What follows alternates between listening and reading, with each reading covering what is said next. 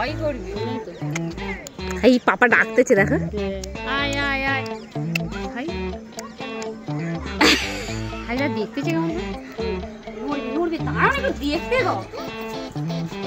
আরে এদিকে না ওই দিকে এরা কি খায়?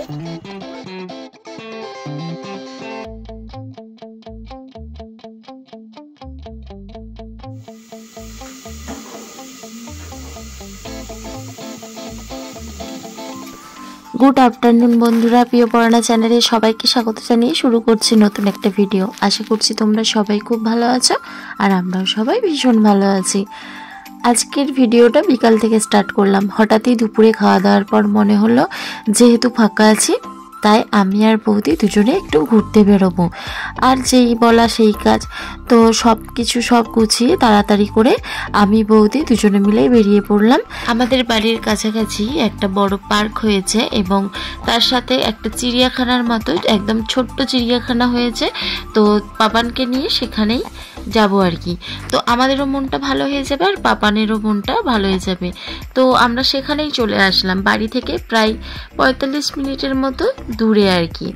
তো যাই হোক বেরিয়ে চলে এসেছি। আর এখানে না অনেকদিন আগে এসেছিলাম, তখন এই জায়গাগুলো পুরো জঙ্গল হয়েছিল আর পাপান রাস্তায় একটু ঘুমিয়ে পড়েছিল। তারপর এসে এখানে হঠাৎ করে ডাকতে উঠে পড়েছে। আমি ভাবলাম বোধহয় আর জাগবে না, মানে গুনগুন করে কাঁদবে আর কি।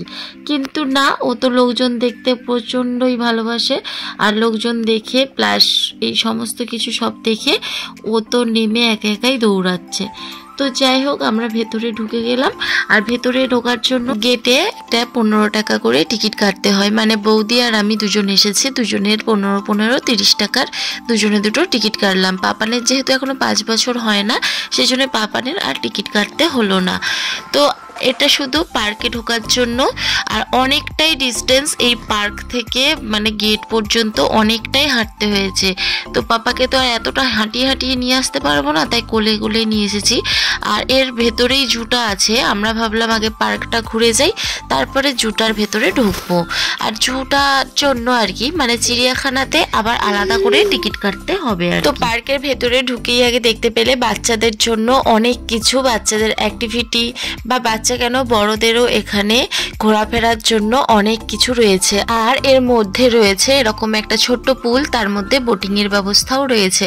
আর এত সুন্দর লাগছে। এই মাঝখানে দেখো একটা মাটির কি সুন্দর পিরামিড করে তার মধ্যে কত রকম ফুল গাছ লাগানো হয়েছে।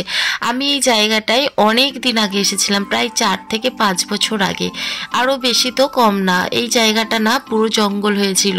ওই যে এর পাশে ওই প্রাচীরটা দেখতে পাচ্ছ, ওর পাশেই না বড় নদী রয়েছে। ওইখানে 58টা গেট দিয়ে ওই নদীটা, মানে এখানে যেহেতু চাষবাসের ব্যবস্থা রয়েছে তো সেই জন্যে ওটা কোনো একটা কিছু মানে ব্যাপার আছে আর কি, আমি ওটা ঠিক জানি না। তো 58টা গেট দিয়ে ওটা কোনো সেচের ব্যবস্থা করে রেখেছে।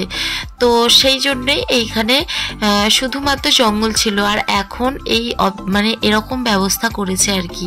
তো দেখে খুবই সুন্দর লাগছে। তো এতটা পরিষ্কার আগে ছিল না, এখন অনেকটাই পরিষ্কার পরিচ্ছন্ন হয়ে গেছে আর একদম আলাদা রকম হয়ে গেছে। আর এই জায়গাটা না আগে পিকনিক স্পট ছিল, সেরকম কিছুই ছিল না। একটা দুটো হরিণ ছিল আর ময়ূর। আর আজকে সেখানে হয়েছে এরকম একটা চিড়িয়াখানার মতো, মানে যাই হোক ছোট হলেও একটা চিড়িয়াখানা বলা যায় আর কি।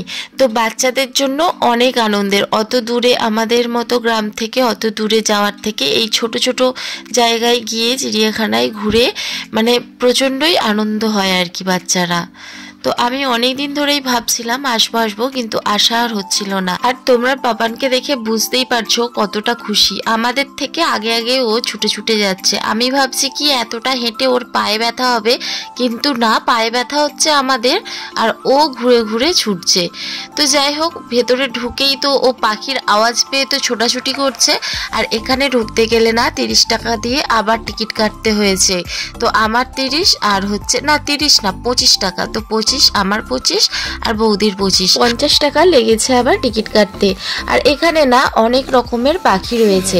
আর আমি প্রথমটা বুঝতে পারি না, তো পাপার পাখিদের দেখে অনেকক্ষণ থেকেই দেখতে পাচ্ছি হাত দিয়ে আয় আয় করছে। তারপরে বুঝতে পারলাম ও আচ্ছা, ও তো পাখি দেখেছে না, ওই জন্য আয় আয় করছে। মানে যাকেই দেখছে তাকেই আয় আয় করে ওর সামনে রাখছে। তো দেখো, তোমরা ভিডিওটা দেখতে থাকো, আশা করছি তোমাদেরও ভীষণ ভালো লাগবে। হয়তো অনেকটা ঝাপসা লাগছে, ক্যামেরার মধ্যে পুরোটা সব কিছু আনতে পারিনি, কিন্তু তোমাদের জায়গাটা আমি খুব ভালো করেই দেখানোর চেষ্টা করেছি। আমার মনে হয় তোমরা ভিডিওটা ভালো করে দেখো, কোনো স্কিপ না করে মানে দেখলেই তোমরা বুঝতে পারবে কোন জায়গায় কোন জিনিসটা আছে।